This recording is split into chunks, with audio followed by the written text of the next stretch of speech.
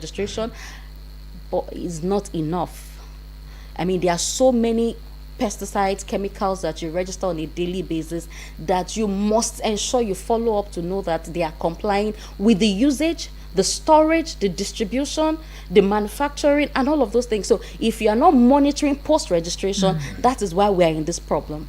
Because the handlers or the people selling or using them will just use them unregulated. Once they go through the initial process, then they just relax. I know that NAFDAC has a process of inspection on an annually, but how thorough it is as per evaluation and monitoring, I can't speak to that. Okay.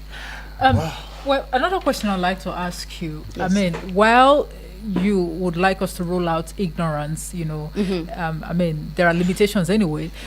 Would you say that it is kind of deliberate that our farmers, they are not really exposed to opportunities, especially when it comes to training and retraining? Because I know that on here we've had conversations with the SWOFON group, that's the Small Women Farmers Organization of Nigeria, and over time they've lamented that they really don't have that leverage or opportunity to go for training and Part of innocent people like us, the farmers especially, they are not lettered.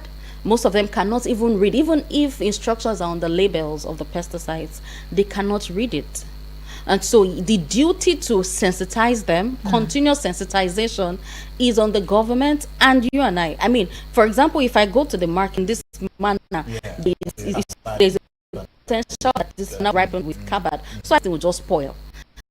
They would, some way, somehow, that's just one way. But another way is continuous sensitization, which is why at the opening of my talk this morning, I said the major distributor, supplier of this are legislators and philanthropists, especially our legislators who invest hugely to support us so that you and can have food. Have you eaten this morning? But you're not sure what kind of food you eat. You're not sure. is it any food that is really that is safe for consumption? Are you aware? Now? I ate beans this morning. Are you aware? Are you aware that most of our beans in the market now do not have weevils? So, growing up, weevils was something that we used to pray against. Yeah. But now you must have beans. Threw it away. Because beans now are being preserved. Sniper, you know that sniper. Your face just changed.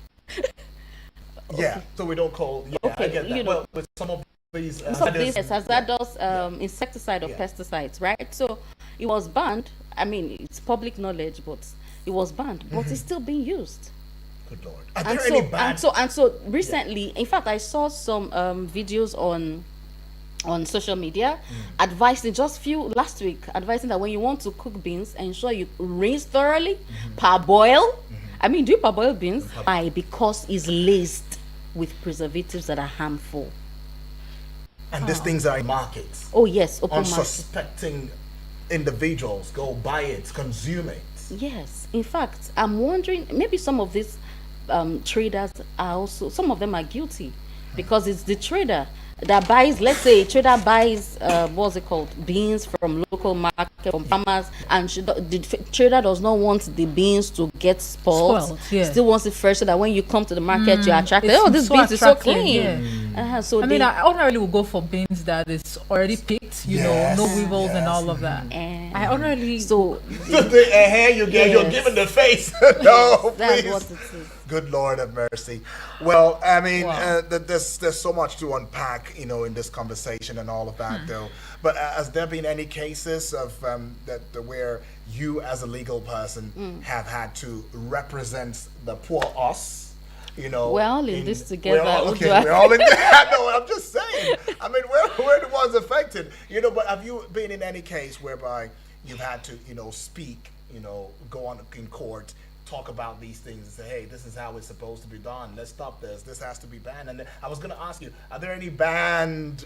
Oh yes, we have a long list. A long list of them. Oh, okay, yeah. So we'll just reel them out right there already, and then of course see other ways. Yeah. Okay. So as regards your first question, which is testing your right to life and the right food to safety in our courts. Yeah. Absolutely. The right to life is guaranteed under the 1999 Constitution. Exactly. However, what we have had is, a lot of us do not. I mean, I'm not going to speak as a legal person, but maybe maybe for someone like you, Okay, yeah. do not have system in our judicial system, and so do not have trust. I mean, in our Okay, judicial trust. system. Yeah. So we've had occasions like the media briefing we had, so many events that we've had in time past. We have told people, if you experience this, you see anybody, doing these things, like, using some harmful pesticides to preserve food, or using harmful pesticides, displaying it in the open market that should not be, that's another thing. let us know. Right. And then we can take it to court for enforcement. I believe, as much as I pay everything from abroad, if you are still going to depend whatever number of percentage on Nigerian food, then it is a common problem to all, Everyone. from top to To bottom. bottom. Right. Yeah. Okay, so any chemicals that's been banned, or Oh, I yeah, don't yeah. know, like Yeah. it's really sad that we are in this type of dilemma, and most of us, have thought to ourselves that how can we come out of the woods, in this one, and I mean, if you have not known, there has been a lot going on with the food that we eat. Y'all need to be careful now. Sometimes when you have stomach pain and you feel as though, I think you've gone through the process of cooking, like you've parboiled, you've picked, you've washed, you've cleaned, You seasoned it in seasoned moderation. you used it, and you still have Stomach pain, upset. stomach upset. You're vomiting, and you're asking yourself what's going on. What I always like to tell people is maybe your system is not in tandem with that particular meal. But I'm just discovering that no, it goes beyond that. That there has been a poisoning of not just the food in itself, not the grain in itself, maybe even the land in itself. The soil, yes. The soil in itself has been poisoned. So if that meal or that produce is taken from such a soil and brought to the market and sold to you, regardless of all the washing, all the, whatever you took, punitive measure you've taken, all the, your checks and balances that you put while you're cooking that meal, you still get sick. And it has a way of destroying you, your immune system, gradually, but of course, consistently. And the question always is, what is the game plan? What is the game plan? What will be the aftermath in the end? What are we gaining from this in the end, right? What are we gaining from all of this? For those who know and are still indulging in the process, right? And then killing our people, maybe receiving one or two incentives in terms of monetary, I don't know. What is the game? It's so sad. And I guess that's why we're having this conversation. It's not going to be a conversation that will be ending now, because time is totally against us.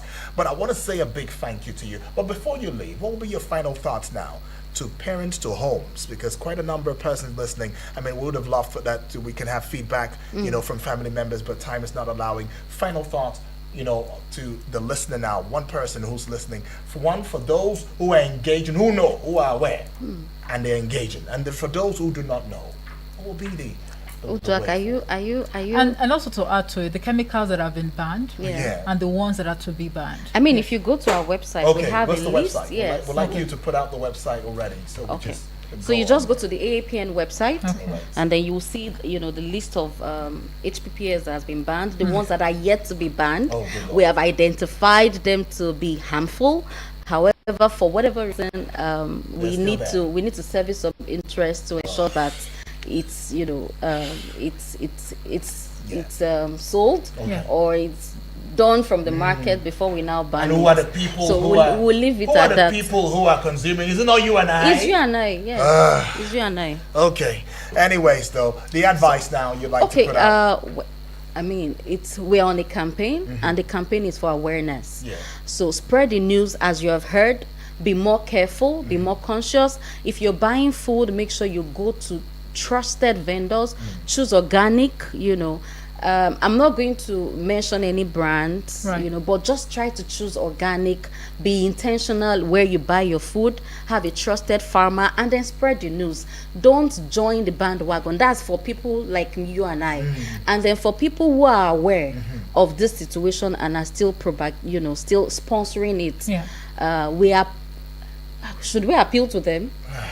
we Well, appeal to we their just good have to. conscience. We still appeal. We appeal to them, and then, well, they should wait because the hand of the law is going to rise. Nigeria is great. I believe in Nigeria. I believe in the justice system, and then I know that justice will be served because you are indirectly violating the right to life of Nigerians, and so I mean it's a capital offense. So let's leave that. And then the people who are indirectly financing the purchase, which are philanthropists, our legislators, this campaign is for them to be aware, for them to know, for them to have access to the list of the banned HPPS, Yeah.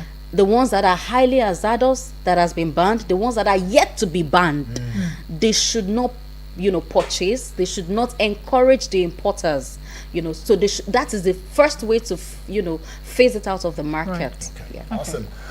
Well, we wish we could have opened the phone lines for you to have your say loudly and clearly in the arena of this discourse, but we can't go any further. We want to thank you for keeping your ears out, and please be careful out there as much as you can. I mean, you can't be careful enough, but then do the best that you can. You heard the advice that she's given. I'm also, aligning myself with that advice, and of course, the phone lines will be buzzing right now. Right. But well, Can I just say something? Yeah. So on enforcing your rights, I mean, if you have experienced any impact of this highly hazardous pesticide, the use of it, reach out to us at AAPN. If you reach out to any legal practitioner that that can enforce your rights, don't doubt the system.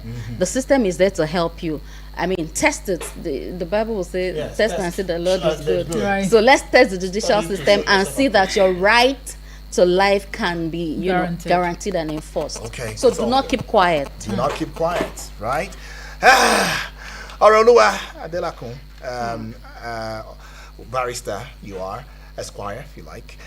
You're a lead partner at Rich Matrix and Co. and legal lead at Alliance for Action on Pesticides Nigeria.